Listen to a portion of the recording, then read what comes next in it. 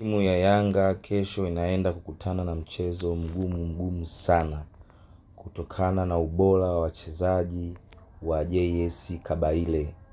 JS Kabylie na wachezaji bora ambao wamejipanga wakiwa kwa vizuri, ingawa Yanga pia naye atakuwa amejipanga vizuri zaidi, lakini JS Kabylie wako vizuri zaidi.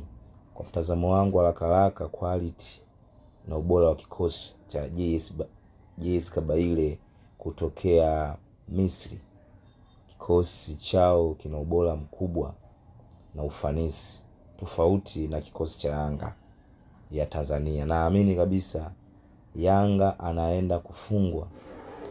Naipa JS Kabylie 80% za ushindi. Yanga nitaipa 20%.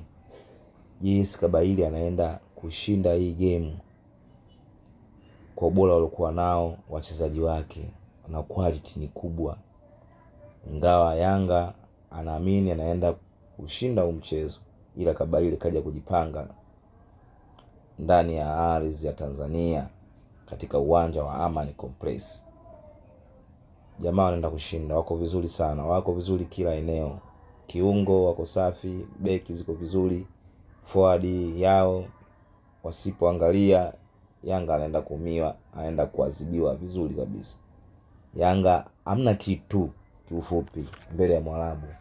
Yanga atapasuka pale pale, anaenda kututia aibu kwa Tanzania.